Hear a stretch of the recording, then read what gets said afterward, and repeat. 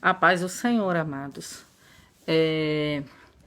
Eu queria deixar uma outra passagem aqui, porque eu gosto muito de ler a Bíblia. E eu passo aqui para mim, porque fica mais fácil para eu estar explicando para vocês, para não estar mudando muitos livros na Bíblia, né?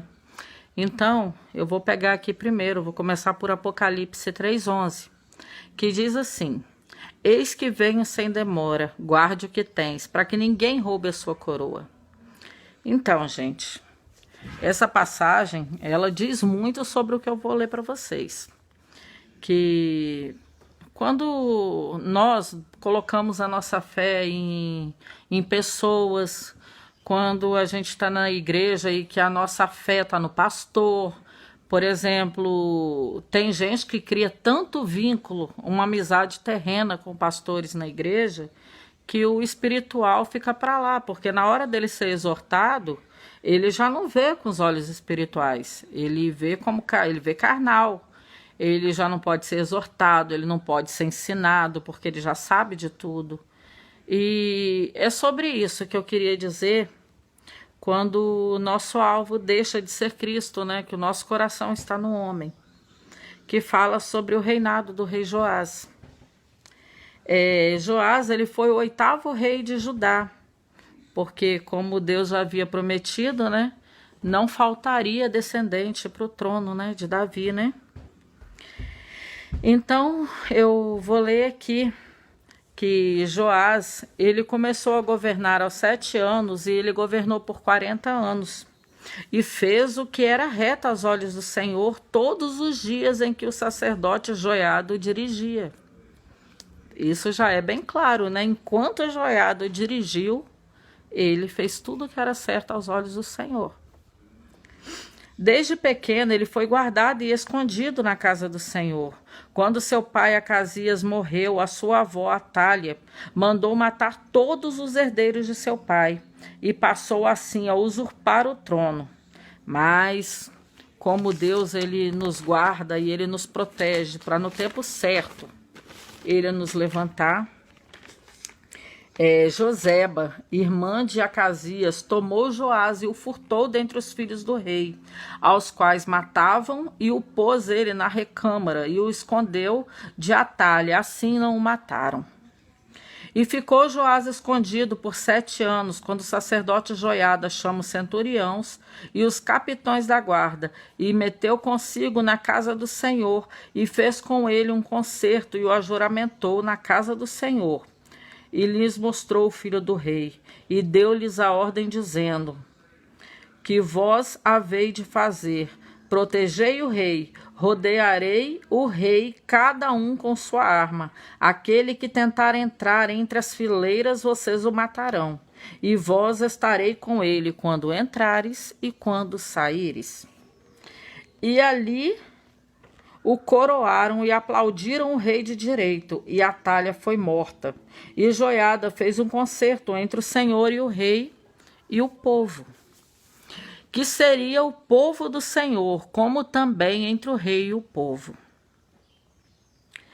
O povo todo da terra entrou na casa de Baal e a derrubaram, como também os seus altares e suas imagens totalmente quebraram, e Matã, sacerdote de Baal, o mataram perante os altares.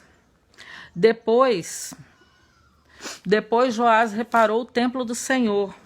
Joiada tomou uma arca e ali colocavam toda a oferta que traziam na casa do Senhor. Assim até hoje, né? Nos dias de hoje, as nossas ofertas, os nossos dízimos, no caso, é para estar ajudando na obra, é para estar ajudando aqueles que estão prontos a trabalhar na obra do Senhor, né?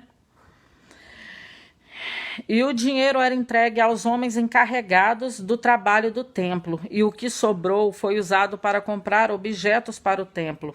Joiada viveu por 130 anos, até ficar bem velho, e foi sepultado juntos com os reis na cidade de Davi, pois prestou um bom serviço ao povo de Israel. Que honra, né, gente?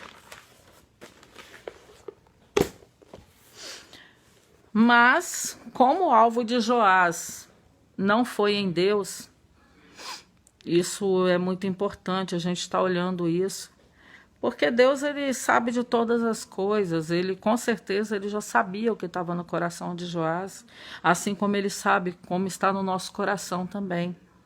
Mas nós temos o livre-arbítrio de servir, de adorar e de obedecer à palavra do Senhor.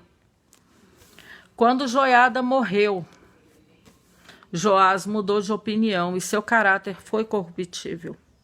Depois de receber outras altas autoridades, o rei concordou com os maus conselhos e o povo parou de ir ao templo adorar o Senhor. E Deus, o Deus de seus antepassados, e começou a adorar outros deuses. Como pecaram, o Senhor se irou com o povo de Jerusalém. Então, Deus usou Zacarias, filho do sacerdote de Joiada, quem era o pai na fé de Joás, né? E Zacarias disse ao povo: assim diz o Senhor Deus, por que desobedecem os mandamentos de Deus, o Senhor, fazendo com que a desgraça caia sobre vocês? Vocês abandonaram ao Senhor, e por isso ele também os abandonará. E o rei nem pensou no sacerdote que tanto o instruiu, e matou o filho dele, né? E Zacarias, antes de morrer, disse que o Senhor Deus veja e acerte as contas. E antes que aquele ano terminasse, o exército sírio invadiu e atacou Jerusalém. Era um exército bem pequeno, para vocês verem, eles eram menores do que o exército de Jerusalém. Mas Deus deixou que os sírios vencessem os judeus. Assim, o rei Joás recebeu o que merecia. Já gravemente ferido, Joás foi morto por oficiais ainda na cama e não foi sepultado nos túmulos dos reis. Justamente esses oficiais que o mataram foi justamente pelo que ele fez com Zacarias. Então, Deus, ele é amor, gente, mas ele também é justiça. E que nós possamos conhecer o verdadeiro amor do Senhor, viver o amor dele, porque ele é justo com cada um. E nós hoje vivemos pela graça, mas no fim dos tempos a gente vai ter a justiça. Que o Senhor esteja com todos aqueles que aguardam a volta dele. Amém.